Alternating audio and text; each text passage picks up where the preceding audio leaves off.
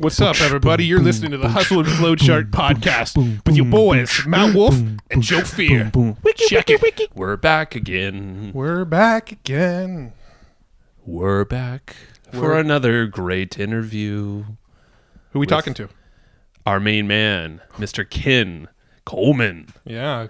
Of The Proximity Principle, a new book that is coming out very and shortly. Also, he's co-host of a bunch of podcasts. He's actually on Sirius XM Radio with a radio broadcast show. A live call-in. He works directly with Dave Ramsey. He's got some good stuff going on. Ken's cool. So he... I think my favorite part of this was Matt's therapy session with Ken. I didn't see that coming, but it was actually really cool because Ken, that's pretty much what he does on his live show, he was saying, and he gave us kind of like a behind the scenes look at how his show is run. And even more important than that were the questions, the very specific questions and strategies he uses to open people up and to really help folks kind of figure out their mindset. He's really big into mindset and figuring out kind of the head stuff and how you can create an amazing life. And in this case, we were talking a lot also about this new book that's coming out, The Proximity Principle, and how, you can relate that to everything you're trying to do in life, grow your business, get a better job, if that's your thing, whatever it might be. You can use people, places, and kind of position yourself correctly to get those opportunities you want. Yeah, and really cool. We also talk about we talk about networking. He loves networking. He's a huge fan of networking and passing out business cards and things like that. Sure. Burn them. No, I'm just kidding. We talk about how the traditional ways of networking just don't work and everybody hates doing it, so stop doing it. And he'll tell you what to do instead when we get into this episode. But maybe it's the right place at the right time. I don't know. Maybe I'm just kidding. We'll get into that. Sorry, Ken, if you hear this. You don't like that. All right. So, let's go talk to him about the proximity principle. But before we do, we've got our traffic book still available, Evergreen Traffic Playbook. I was about to call it the Evergreen Profits Playbook again, but it's the Evergreen Traffic Playbook. Yeah. You can go get it at evergreenprofits.com/traffic book. And it's got a lot of good stuff in it. And yeah. No, it's amazing. And I would say for that big old price of free, it's probably one you should at least, crack open that PDF and check out for yourself. Yeah. And you're going to learn exactly how we're running our traffic, how we have this kind of omnipresence, be everywhere thing going on all these different channels online. And let's be honest, this is how we make our money. So if you actually want to figure out this whole technique and how the podcast plays right inside that whole strategy, but it doesn't have to be a podcast for you. It could be something else, blog post, could videos, whatever. Doesn't matter. You'll learn it all right there, and you have the opportunity to even explore a whole bunch of other cool stuff from that point. So go to evergreenprofits.com/traffic book. Yes. Go do that now. No, go do that in Not now. a little bit right Soon. after we finish talking to Ken Coleman. Yes. Just write the URL on your forehead. You'll remember it when you're brushing your teeth at night. You're like, oh, yeah, I need to go get that free book from Matt and Joe. Joe Fier done lost his mind. Let's go talk to Ken. Hey, Ken. Thanks for hopping on the show with us today. Matt and Joe, thrilled to be with you guys. Thanks for having me. Yeah. So you have an interesting book coming out that is it's something that I know we all use, and I know Matt and I have used a lot of these principles you line out there, but we just didn't have really a title for it. But like we were saying before we hopped on the air, like there's a lot of stuff here that we just perpetually should be using and aware of. So I think it's perfect to bring you on the show and chat about all that. Yeah. Well, thanks. Yeah, the proximity principle is something that's been around for a long, long, long time. I think if you look at any successful man or woman or organization, there has been some intentionality to get around the right people and get in the right places. I love that you use the word perpetually. And that's really the key and the power behind proximity. Proximity positions us where we need to be, and it propels us to where we want to be. And again, that's no matter who you are, no matter what industry, where you're at on the career ladder or success ladder, it's just the secret sauce. Because, if you look at the great, innovators and, legendary business people, they had a knack for getting around their competitors a lot as well, and then having the knack of being intentional to put themselves in positions where they're constantly learning, performing, changing. They're just never okay with the status quo. And so the proximity principle itself is a principle of action and intentionality. I like that. And it's all about results, and the actions are going to get you there. So it's perfect. Mm-hmm. And when does the book come out? I just want to sort of give the audience an idea, because it may actually be out by the time this episode comes live. Mm-hmm. Yeah, May the 13th. It hits stores everywhere, and we're really excited about that.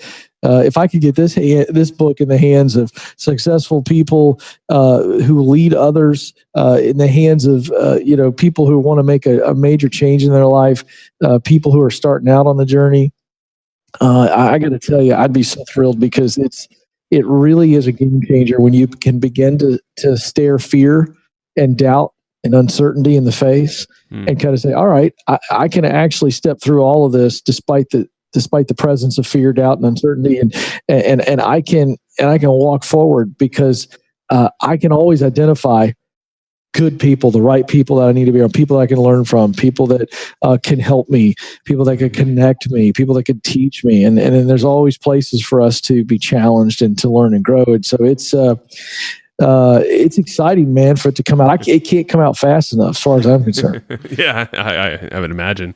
And yeah, we saw, so thank you for sending us even an advanced copy of it, which is super cool to see. So we had the pleasure of actually going through the book and checking it out prior to getting released. So appreciate that too. And so let's go back really quick and get to know you and what your story looks like that led you up to this point. So what made Ken as you are today. Well, how far back are we going? Because you know how that goes. We want to make sure. Yeah, that's true. We don't want to get too crazy. When did your entrepreneurial journey start, and how did it start? Yeah, so I was working for John Maxwell, who is a well-known leadership guru, best-selling author, had live events, and was vice president for his company. And I began to really feel the stir to go into broadcasting, and it became very obvious to me. I spent a lot of time. I took my time with it, really did the research, and made sure that what I wanted to do matched up with my talents and values.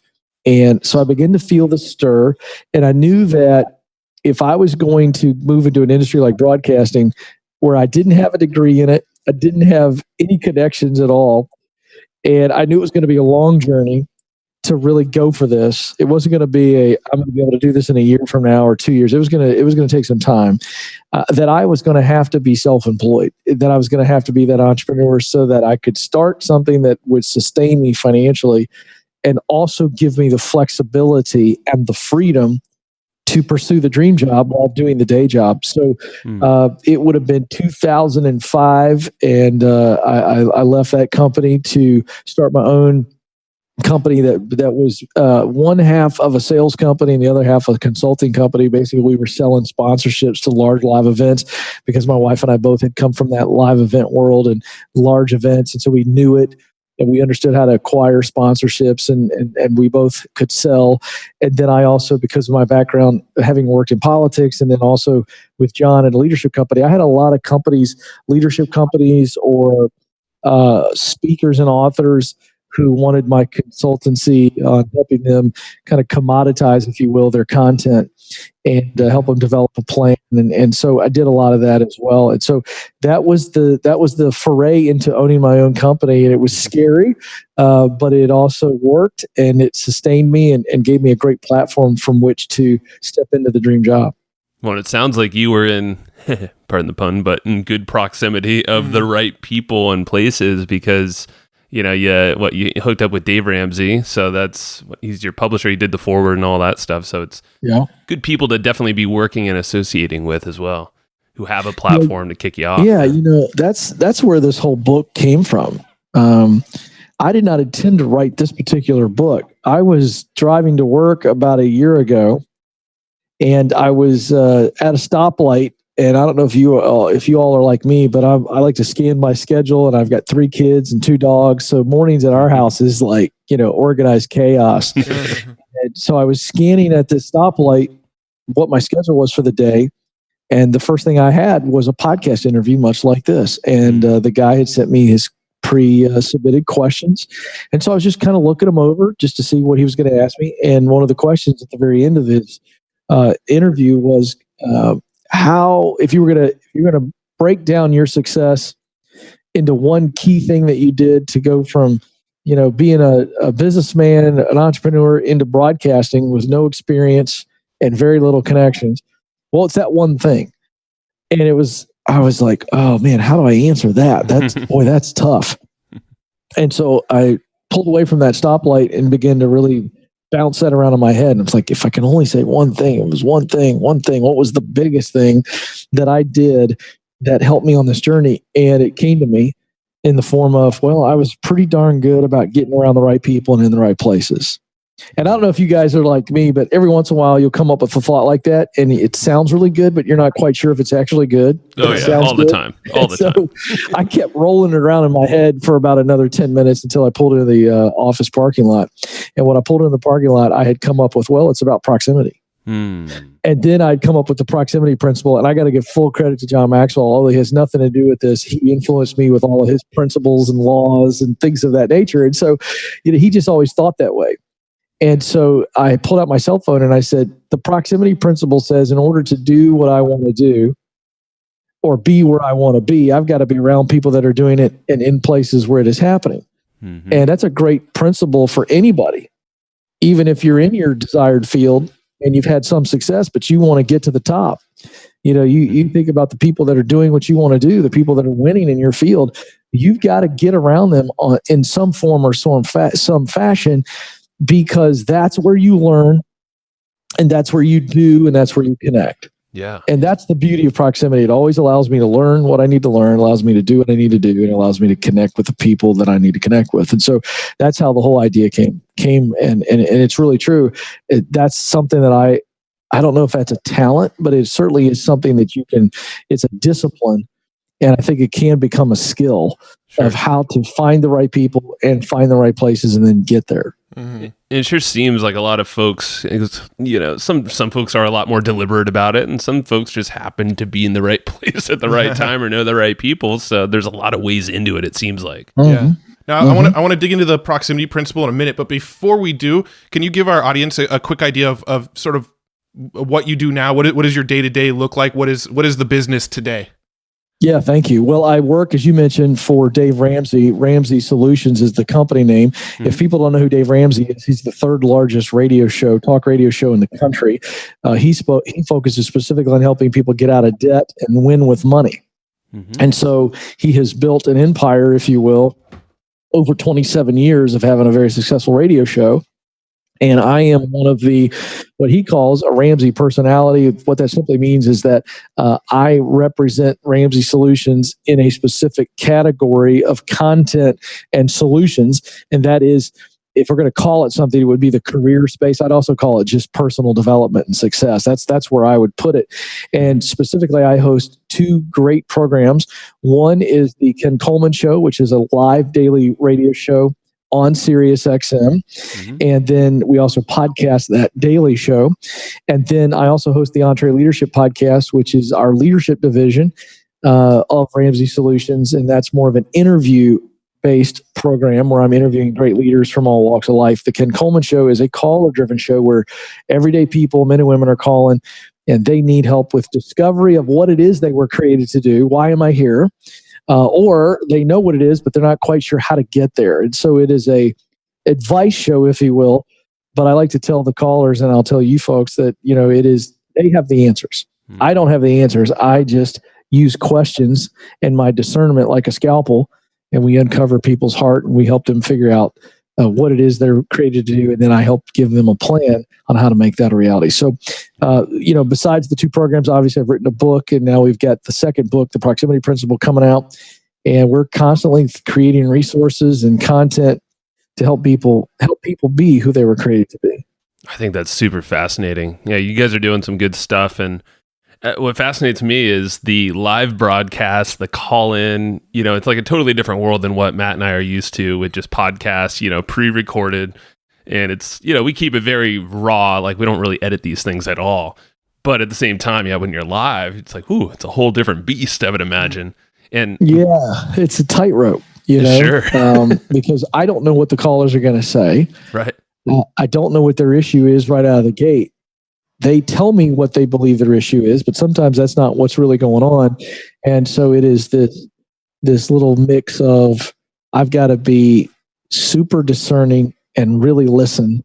I've got to ask questions, and I've got to give them some confidence to answer the question that I'm asking, and answer it in a truthful way. So not that they're lying, but so that they actually see what it is they need to see about themselves. And then we can talk about solutions. And so there is an interesting thing about talk radio, that even though they're nervous because it's live and it's a national show, there's still something about the barrier between the phone calls. So I'm on one end, they're on the other. Mm-hmm. And because I'm not looking at them, we're not in the same room, there's enough of a barrier where they can be free and vulnerable and kind of bare their soul. So it's kind of an interesting mix. And I think that their nerves plus the pressure on me, it makes for terrific vulnerability. And that's where you get to the truth of helping somebody, is when they're vulnerable and they know they can trust me, and I have clarity because they've given me all the facts. So I got to tell you, it's wildly fun. I always look forward to it. It's just one call after the next. We do one break on Sirius XM, then we come back, and it's just wall to wall. Wow. Deep dive. That's cool. And we could speak to that too. We actually did an in-person interview on another podcast yesterday here in San Diego, and we'll do occasional video interviews during this show. They're always remote though. But, most of the case is like the case we are right now. There's no video going. There's nothing. We're just kind of sitting back, listening, taking it all in. And I think we do see that that's exactly right. People get a little bit more vulnerable. It's that barrier. We're not staring each other down, or, you're not worried about what does my hair look like, or what does he think about what I'm wearing. You just focus on the audio. And I think that has helped us a lot, and it took us a while to figure out that difference, and it completely changes the tone. Now, I'm curious about the interview. So, some questions. Do you have a strategy of, obviously, very, very good listening? It sounds like is a big key asset of yours, but do you have some go-to questions or strategies of asking these questions so you can dig, like you said, with a scalpel, to help find those solutions that are buried in there? Well, I have some questions that I use on a regular basis because I know they work. But the way that the interaction starts is I've got an associate producer who's screening the call.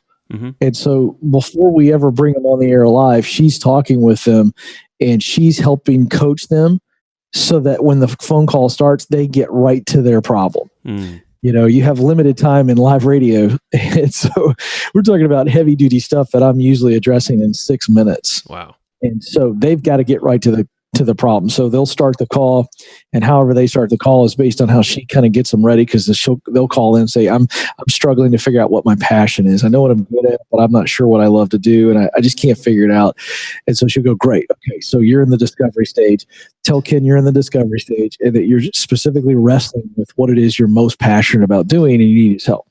So if they start the call that way, then boom, I instantly know that. And by the way, most people struggle to identify the work that they love to do most, way more than they do with what they're talented at, what their skills are. And so because I teach, and because I believe that your talent and passion are inextricably linked, meaning we as human beings don't love to do something we suck at. We just don't, except for golf. Like I find that I love to play golf even though I suck, but that's like a social thing, and there's cigar and bourbon involved in the back. I was going to say alcohol helps. That's a totally different thing. But outside of that, right, we don't like to do things that we're awful at. Right. And yet, let's look at the converse.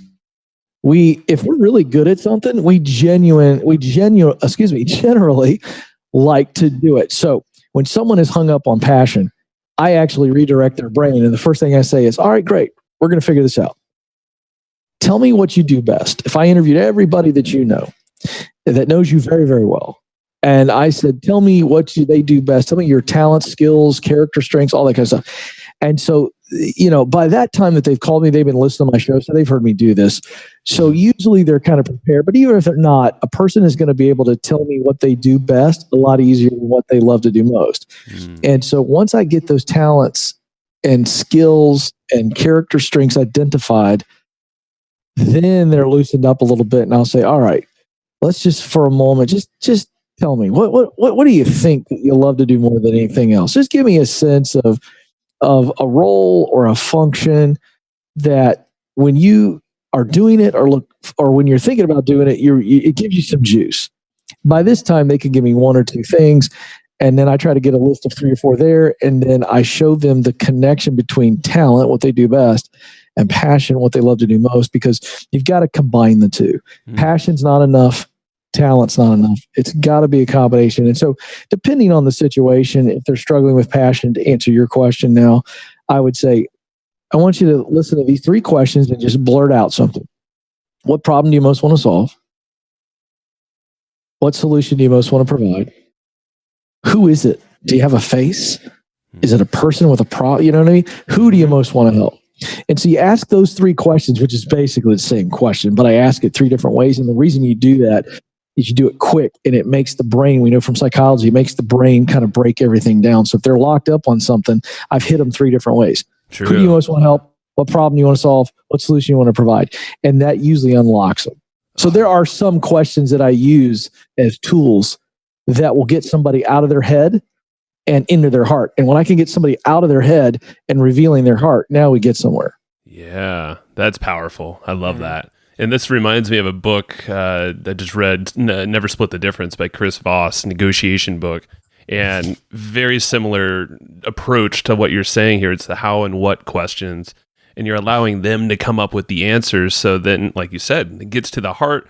It's getting them. It's kind of this wall breaks down because it's now they're in control of this conversation. It's their ideas. And all you're doing is just kind of directing them. That's exactly right, because it's not just a technique. Although I know Chris Voss, I've interviewed him, and he influenced me with some of these things. But to your point, it's not just that it's their idea; it's that they're hearing themselves reveal things about themselves that many times they've never said out loud or had anybody say it to them. And so they realize, wait a second, Ken's just opening me up. This isn't Ken dropping anything on me. All he's doing is cracking me open here, and we're letting some light in, and then they can see themselves as they need to see themselves. And so that's where the power comes in. They go, oh my gosh. Yeah. And as they begin to hear themselves say it, they begin to feel it. And there's nothing like the feeling of confirmation from the heart that can set the brain free. It's flipping that switch. Yeah, I know that feeling when it happens. I mean, that's how therapy works, right? Like a good therapist, their job is just to get you talking, right? Just to get you unloading. Right. Yeah, the therapist is an objective person who has some techniques and tools that they know that if you're fully participant in the process, that you will begin to discover, reveal, realize all those things. And so, yeah, in some ways, people ask me all the time, what role do you play in your show? And I think it's a three-way role. I think it is, I'm part counselor in therapy. I'm part coach, where now I'm instructing them, this is what you need to do and how you need to do it. And then I'm always a cheerleader. I find that men and women, they need, even adults, we just need somebody going, attaboy, attagirl, you got this. Yeah. It's to validate maybe some thoughts that they have in their head that they haven't told others, but then you're saying, yeah, that's right. Well, you got it. Yeah, it's possible. And that could be enough for them to be like, okay, let's do this. We got it. I love it. All right. Now, I mean, this may be a good transition into the proximity principle. I'm not sure, but how did you get involved with Dave Ramsey and SiriusXM and just all of this amazing stuff you have going on? How did that stuff happen? Yeah, I love this question because I want people to see that this is a process and it was years in the making. But it was the result of one intentional decision. So I'm not sure the year, guys, but I'm going to say it was 2006 or 2007. I'm confident it was one of those years. I need to look this up. But we still had iPods. Do you remember iPods? Did you guys ever have an iPod? Oh yeah, of course. Yeah. That's actually where the term podcast came from. Was it was an I know, iPod but broadcast. a lot of people don't realize that. Right. There's a lot of young people who have no idea what an iPod is. That's crazy. Because you remember Steve Jobs changed the game when we went from iPods to iPhones, when you could have all the same music from your iPad now on your smartphone. And that was when the world changed, literally. Yep. So I had an iPod, just like many people. And I read an article one day, and I think it was Fast Company, or it might have been Entrepreneur or Inc., one of those three magazines. And it was one of these little half columns, you know what I mean, on the side of a page. Yep. It's about a fourth of the width and, kind of a half the page. And it was about podcasting. And I'd never seen or heard the term. And it was, hey, you can create a program on your computer and you can put it out on the internet and people can download it and listen to it on their iPod. And I was like, wow, that's cool.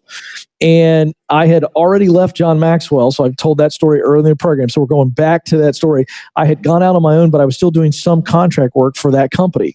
And I was doing contract work for Catalyst, which was their young leadership division. And I read this little column, and I was in the office like a day or two later, and I was doing my normal consultant work with those guys. And these guys were guys that I knew well. So they were friends. And they trusted me. And I said, hey, have you heard of podcasting? I think one of the guys was like, yeah. I said, I think we ought to do one for Catalyst. And as you guys know, I'm moving towards broadcasting. I'm willing to host it. Maybe one of you guys co-host with me. Let's get this thing going. Let's just turn it into an interview show. And let's just put it out there, because not a lot of people are doing it. And I think it's a frontier that we need to be exploring. And so, long story short, those guys were like, okay, doesn't seem crazy. They weren't paying me for it, so it was low risk. I was willing to do it for free, put all my time and effort into it, and we launched it. We were one of the first successful leadership podcasts. The Catalyst podcast still exists today. It was in the faith leadership space, the church leadership space specifically, but it was an interview show. And we were in the early days. I mean, you were talking 2006, 2007. There weren't a ton of podcasts out at that time. For podcasting. And it was a very successful podcast. And so as a result of that thing really began to take off. And so then the guy said, hey, why don't you do our interviews on stage at our big leadership conference, 12,000 people. And we know you're doing a good job on the podcast, so why don't you interview Tony Dungy next year at our big, fall event? And so I did. And so all of a sudden I became this trusted interviewer. And so here I was looking to break into broadcasting, not knowing exactly where or how. And then I got this opportunity to start doing all these interviews with big names. So I was interviewing Jim Collins, Malcolm Gladwell, Seth Godin, you name them, and all for this leadership podcast, because it had a big audience. And then they were coming to this live event. I was interviewing in front of people, and so began to build some credibility. Well, that's when Dave Ramsey shows up. Now, we had some mutual friends, but it would have been just mutual friends. When he met me in a context of doing interviews is when this whole thing began to start. And so I interviewed him for the Catalyst podcast. I interviewed him on that stage a few times. And unbeknownst to me, Dave was paying attention. He was kind of watching my journey. And fast forward to 2014, he asked me if I would host a brand new event that they were launching called the Smart Conference. It was a contract basis, one-off event. And when I was up here doing an all-day planning meeting and programming that event out, he showed up at the very end of the day, walked in and said, hey, we've been talking about you, my leadership team, and we want to offer you a position. And so being in proximity to Dave, doing something that I knew was a smart move by getting in proximity to the industry of let's launch a podcast and get myself some experience and see if I've got the chops. How about confirming whether or not this is in fact the kind of broadcasting I want to do? All of that is proximity. And so being around people like Dave and some of those other names gave me credibility as a broadcaster, as an interviewer specifically. And all of that led to, the opportunity to join Dave here. And then after 3 years of serving him in a role of hosting the Entree Leadership Podcast, emceeing all of our live events and hosting his video channel, that led to this content role because, again, I was here and I was showing that I was humble, that I would lift others, that I actually had some content that I'd been dreaming and scheming about, and it fit the company strategy. So 3 years after coming to work for Dave, got the opportunity to have my own program, my own platform, and a part of the future. So that's the proximity story of how I got to Dave Ramsey. That's awesome, man. Thanks for landing that all out. Yeah. No, I'm curious, how do I word this? How much of that was sort of like a methodical, like premeditated, like strategy to get to where you were versus how much of that was kind of like right place, right time kind of thing? Yeah, that's a really good question. Well, the methodical stuff was definitely the part of the story where I said I wanted to try a podcast, and I said, who do I know that would give me a chance to do it? Because at the time, this is huge for people to understand, there's a time to launch your own thing and there's a time not to. There are times where it's better to do it with or for somebody else before you try it on your own. This is the entrepreneurial roulette question. Is it time for me to launch my own thing? Or is it better for me to work for somebody, work with somebody, learn the ins and outs, watch how they do it? What do they do right? What do they do wrong? How would I do it? And learn and do and connect, and then position myself for the entrepreneurial journey. And so it was methodical to kick off the idea to those Catalyst guys. Hey, what do you think about me hosting a podcast for you? Mm-hmm. They had the platform. They had a lot of people. I, at the time, did not have a platform. Right. And so launching a podcast, while courageous and daring, would not have been as effective. So that was very plotting. And for years, I just did any interview they'd let me do, and I stayed with it. I hosted the Catalyst podcast for 6 or 7 years. Didn't try to launch my own thing until about year 7. That's when I launched the first version of my radio show and bought my way onto an AM station and did Saturday radio. And by the way, if you guys want to know how many people are listening to radio on Saturday afternoon, it was my wife and the guy next to me in the studio running the board.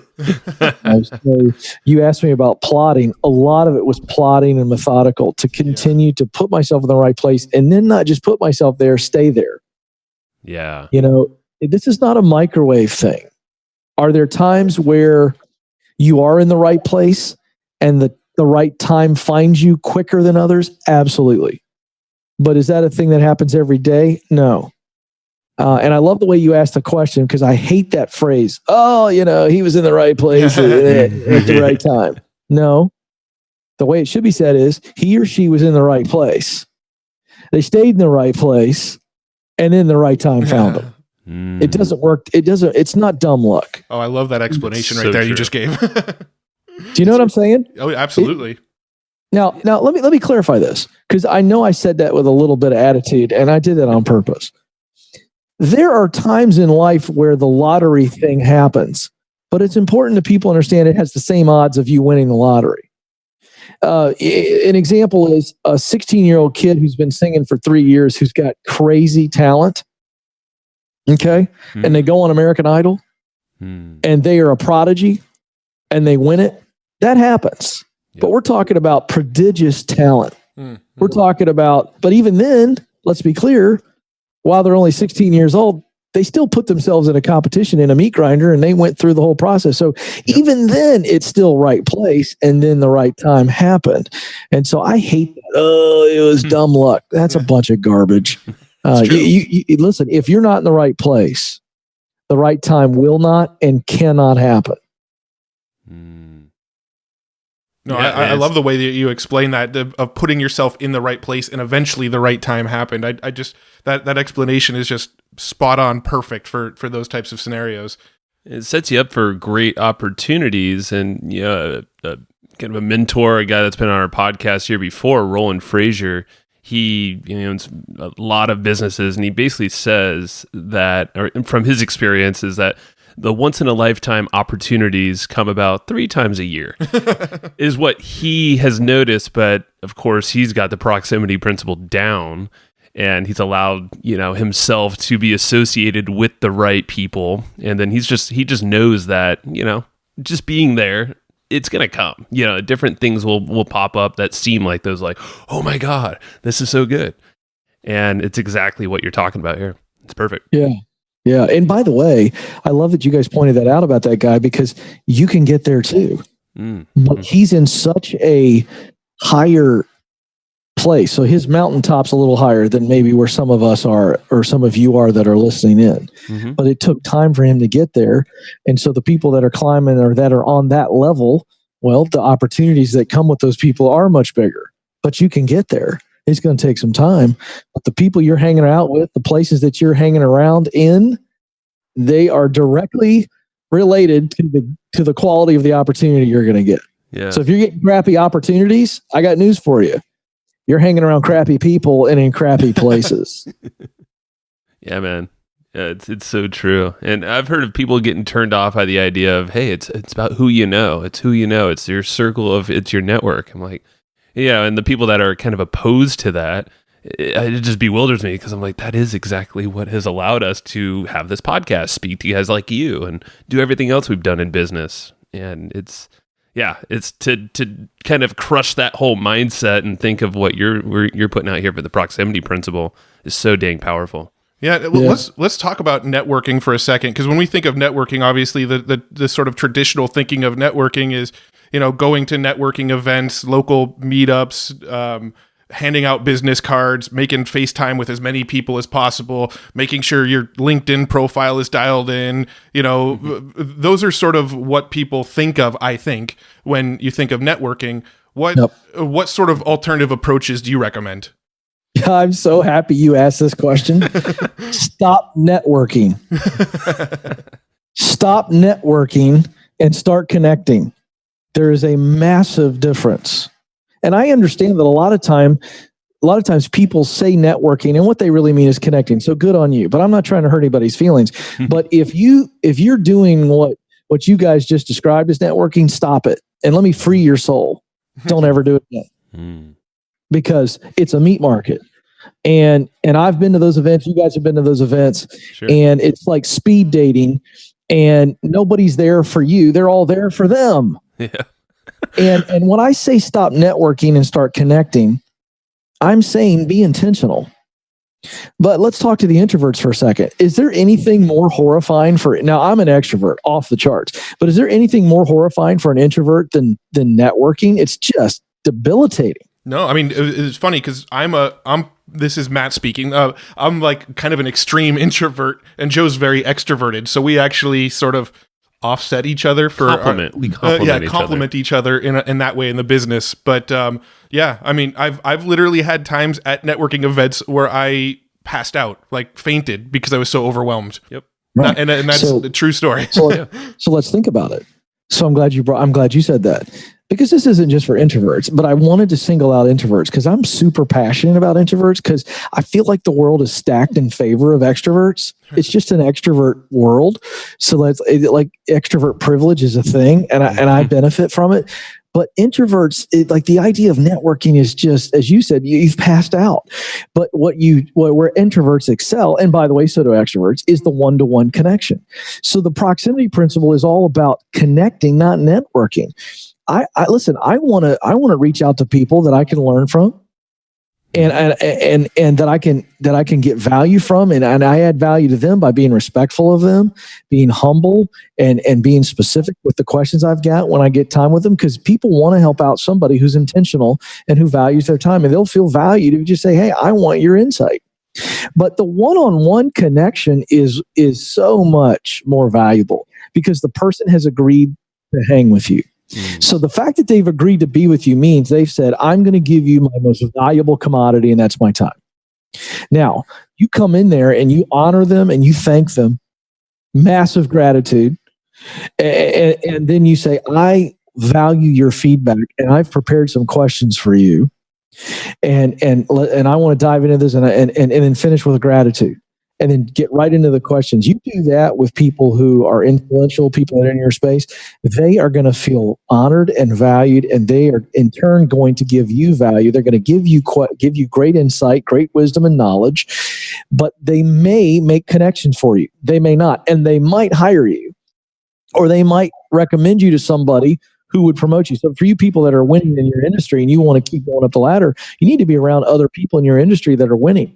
Because you start getting advice from somebody who might even be a competitor.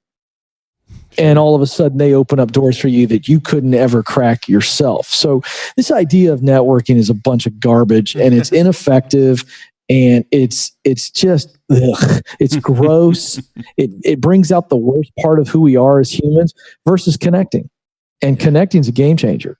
It's so true. And it's funny that you brought up the speed, or you did actually. Yeah. And I know it's in the book as well. And Matt and I just yesterday were talking about how, Matt specifically, he was like, man, I hate the speed dating thing. It's just like, it doesn't feel like you can do any kind of connection. You're rushing, you have to put on this face, but it's all about first impression. But after that, it's like, can't really follow up, have a true conversation. No, we've actually had experiences where we were at events and they did the you talk to everybody for 1 minute and then you move on. And I absolutely hated it because every single person I had the chance to talk to, I wanted to spend at least 10 more minutes with. I didn't want to end at a minute. I'm like, we didn't get deep enough. But that's just my personality. And Ken, you actually had a good story in your book. I remember it was about Jimmy Fallon and how he was able to land the Tonight Show.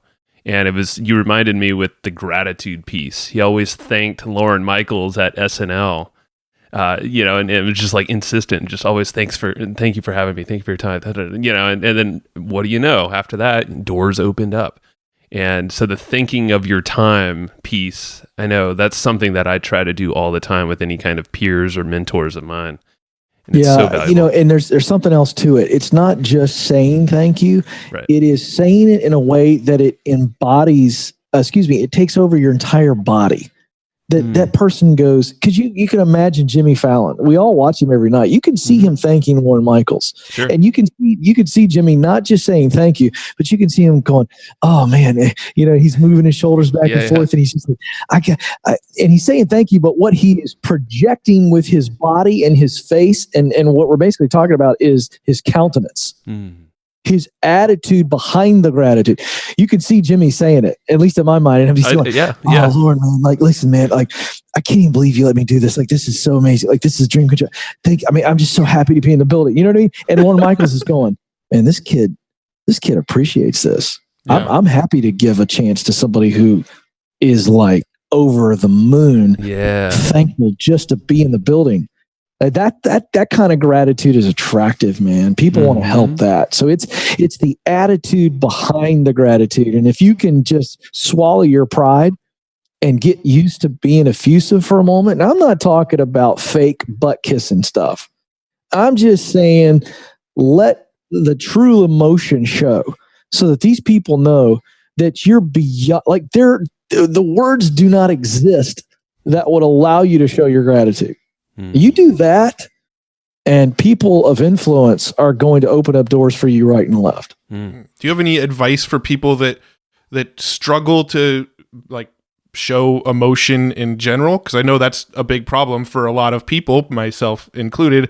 I rarely show any sort of emotion other than I'm fine, thanks. So I'm curious, what sort of advice do you have for somebody that actually really struggles? It's a hard thing for me to show amazing amounts of gratitude towards people and to really have a lot of emotion towards a lot of scenarios. And as a second part to that question is maybe a preferred medium or way to actually show that in the best way. Yeah, that's good. Two good questions there. Well, I would push back. Who asked me first? That was Matt. Matt asked you.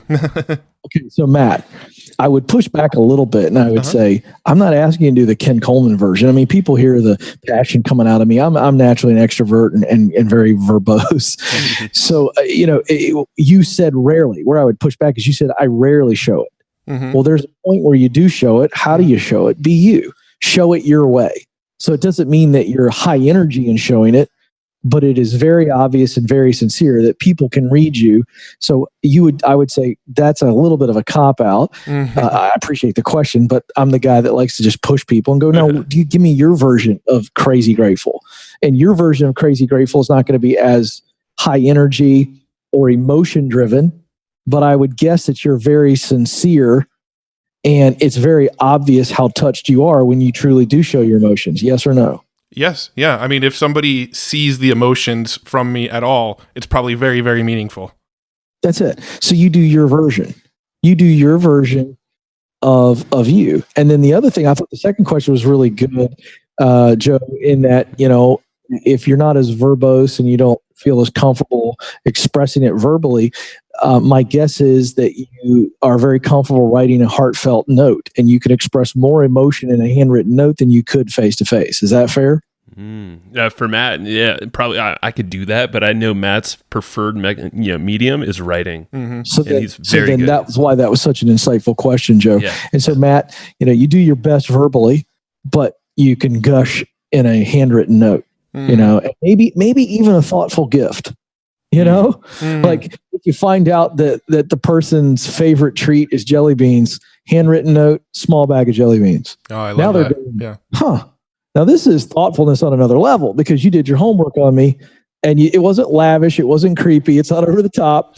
Nice handwritten note, bag of jelly beans, and that person's going, now that's impressive. Yeah. Thoughtful. That's intentionality. That's appreciation. Wow. Cool stuff. So I think that's the, you got to do you, but do you with some extreme thought, so that they know this is a person who's really, really grateful. Yeah, no, I love that advice. Yeah, thank you very much for that, because that's very, very helpful. And Joe's spot on in that a lot of times when Joe and I are having like disagreements in the business and things like that, and I am starting to feel like the emotions like come up in me, I will typically write him an email or like a message, in some other medium to sort of explain my emotions, because it'll come out better than when I'm actually speaking. And so it's super helpful. It's just insights that you're bringing up insights about me that I'm not even realizing about me right now. So this is good. But I guess that's what you do for a living. So Well, and here's the other thing. You make a good point there. It's not that I'm reading your mail. I just know what introverts deal with. So there's a lot of Matts out there. There's a lot of introverts out there. So this is a common thing. Yeah, it's true. Yeah, I love it. Thank you for that, Ken. And so let's. I know. Kind of getting a little later in the conversation, I want to make it super clear the proximity principle and actually line that out. Like, what are the components, and you highlighting some key things that people should take away if they choose to go grab the book, and they should. So, the proximity principle, in short, it's give us the definition of that again. I know you've kind of mentioned it here and there. Yeah. It's really simple. In order to do what I want to do, and we could throw be what I want to be. In order to do what I want to do or be what I want to be, I've got to be around people that are doing it and in places where it is happening. So again, it's a very broad definition on purpose, but it's also super simple. So if you right now are in a career where you've made some real gains and you're successful, but you see 3, 4, 5 rungs up the ladder, you can see the dream job, or you're in the dream job, but you're not done, and now you want to maximize it. That's your audience. So you're in leadership, or you've got a successful company, but you want to do more. Well, who's doing it the way that you want to do it? Who do you respect? These could be competitors. These could be people that are in different industries, but people that you admire. Where are the places that people like you are going to grow? I mean, this is about growth. At the end of the day, if I'm not growing, I'm dying. So who are the right people in the right places for you in order to get where you want to go? Who are the types of people you need to be around? And what are the places that you need to be in? Are they conferences? Are they webinars? Those are places. Who are the people? Do you have a mentor in your life that you can go to and be really vulnerable with? And they love you, and they've got wisdom, they've got knowledge, but even more importantly, they'll hold you accountable to your growth plan. Who are your peers? Who are your peers? I write about the mentors and peers in the book. Who are you hanging out with? You're going to be like the 5 people you spend the most time with. You just are. So do you have some old buddies that you've known forever, or a couple neighbors that you really like hanging out with, but every time you're around them, it's kind of 50% fun, but 50% they suck the life out of you, or they kind of get you down because all they do is talk about how bad their life is, and they can't wait to get to the weekend to drink, and they can't stand being around their wife. Yep. And all they're looking forward to is vacation or going to Vegas and blowing a bunch of money and losing a bunch of brain cells just to try to get through the remaining 3 months of the year. Oh, man. Who are your peers? Or are your peers people that by their own example, are they pulling you almost like a gravitational force? Do they pull you into their sphere? When you're around them, you go, oh man, I love being around them, because they naturally pull me in and they make me want to be better because of their example? Do I have friends who are holding me accountable that will be willing to call me or push me? Do I have friends that are cheering for me? They're for me. They're not competing against me. They're cheering for me. That's just two examples. Am I hanging around other professionals, or am I paying attention to the professionals in my field that are at the top of the field?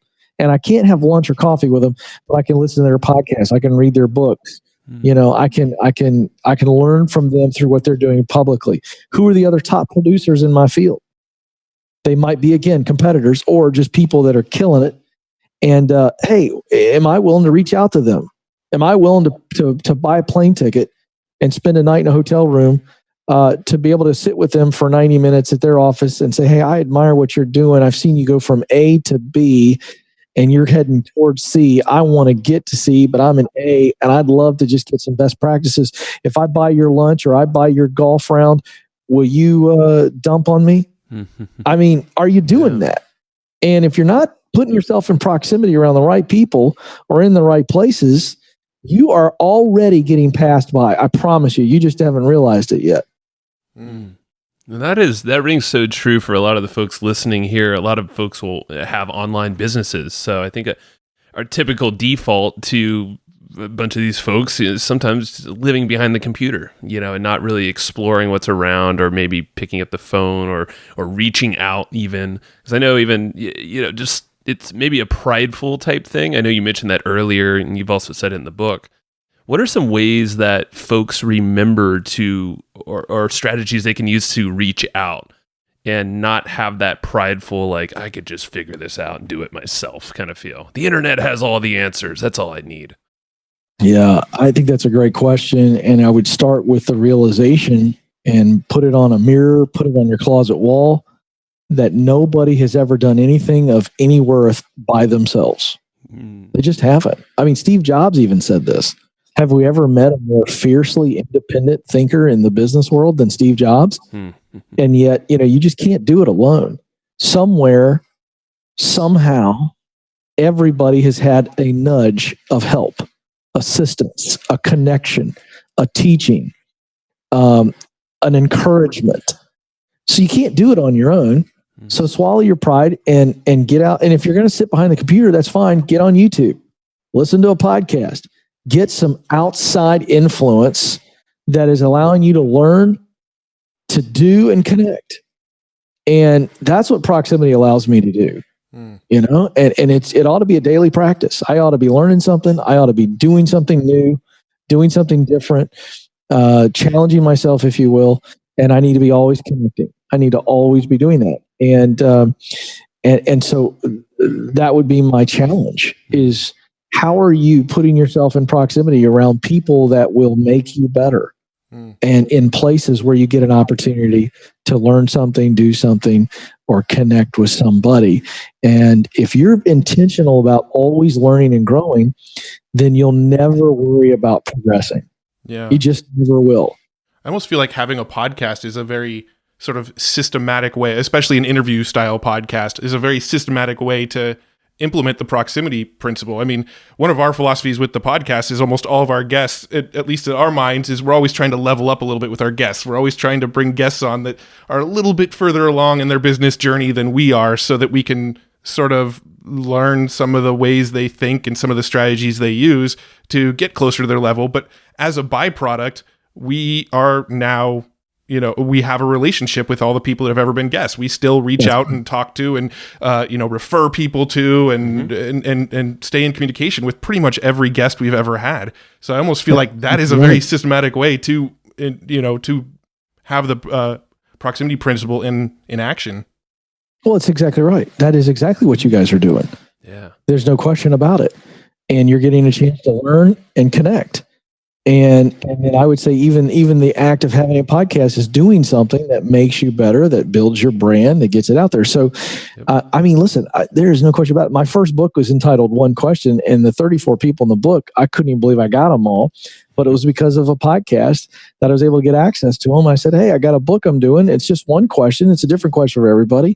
I think you have the experience and the expertise to answer it. I want to send it to you. If you approve it, we hop on the phone. It's going to take less than 10 minutes and we're in and we're out. And it was amazing, and I've sat with some of the brightest men and women in the world. And I can't tell you how many times I felt like I didn't belong in the room. and yet it was huge for me developing and for growing my brand and developing as a broadcaster. So, I hate to get so excited about it, but I really, I can't get over this. I don't know why it took me so long to come up with the proximity principle. It's nothing new. You guys do it all the time. Every successful person I talk to goes, dude, this is great. I never thought about it, but that's what I did. I go, I know. So I'm so excited about it because if people really grasp how actually easy it is to practice, it doesn't mean your journey is going to be easy. But momentum and opportunity is easier than we make it seem in our heads and in our hearts. But if we just get in proximity, I'm telling you, it's like going to a train station and just waiting for the right opportunity to come along because it's there. It will come along. Yeah. It's so cool because I'm just nodding my head over here. I'm like, yeah, this is exactly it. And I think the proximity principle, even for folks who know they have done it, is an amazing read. And it's kind of like this freeing thing, that it's always in your back pocket. If you understand this is what's happening, even though if you're doing it kind of naturally, at least it's in your brain solidified. Here are the components that really make up this whole thing. So it's great to have as kind of that guide to just know, hey, just stick with this and just trust the process. It's going to happen. That's exactly right. Yeah, because my hope is for people who read it, they go, oh, yeah, okay, I've done this before. Right. In fact, I've done it a lot, for some people. Now, there's some people who've never done it, never used it, and that's going to be like a lightsaber to them. But for other people, it's going to be, oh, okay, great. Now I can actually be more intentional to do this. It's like I want to raise the antenna on people. Yeah. You know what I mean? It's like, you guys remember the original RoboCop, Oh, yeah. or even the new version, I want to turn people into that RoboCop when they're out there during the day doing their thing. They're scanning and they're identifying, is that a person I need to be around? Or is this a place? You know what I mean? Or just looking at their industry or looking at their role going, if I want to be better, who do I need to be around? Yeah. If I'm going to grow this company, what are the places that I, as the leader or my other leaders, we need to be in places? And man, I'll tell you what, if we can turn on the antennas, it's going to be a game changer. Yeah, man. Oh, that's so cool. Let's just get that excitement going. Get that excitement going. Be like the Jimmy Fallon, if that resonates. Just be excited. I know that's like exactly right. Exactly. Love it, man. Well, all right. So, proximity principle. When it's out, where should folks go grab that? Yeah, they could get it at kencoleman.com is my website. Of course, wherever books are sold, Amazon, it'll be everywhere. And, it's there for everybody. We got the audio book, of course, as well. So you can get that, as well. I know more and more podcast listeners, they're driving the audiobook business, which I love, because when I'm on long road trips, I love to listen to books. So we'll have it in all the formats, and kencoleman.com is where they can buy it, of course, and also connect with our radio show, me on social media, and all those good things. Awesome, man. And what's the release date? One more time. It was May. May the 13th is when it hits stores. And so if you're listening to this after May 13, it's already out, whatever format you want. And we appreciate anybody who's willing to give it a spin. And more important than reading it, I want you to practice it. Yes. Awesome, Ken. Well, go grab that. We'll link everything up in the show notes like always. And we appreciate your time, Ken. This has been super cool. And you're hitting on so many points that Matt and I were just like, we need to figure this out, or we've done it. And so, yeah, you shined a light on a good thing here. Well, Matt and Joe, I appreciate you guys. You're doing good work. Keep doing it because we need you to do it. And I'm really grateful for being on your program. Thanks for having me. You got it, man. We'll talk soon. Thanks, everybody, for listening to this episode of the Hustle and Flowchart podcast. Before taking the time to listen, we want to give you something a little bit special. Every single episode that we do, we actually have somebody on our team take notes. We basically have a Cliff's Notes version of every episode where you can go and find all of the tips and tactics that they laid out, all of the resources that they laid out, all the good stuff from this episode, we actually have a nice simple notes version that you can find on our website. So go to evergreenprofits.com, find this episode that you just listened to, and give us your email address and we'll send you the notes. Thanks for listening. Go get it. Wiki.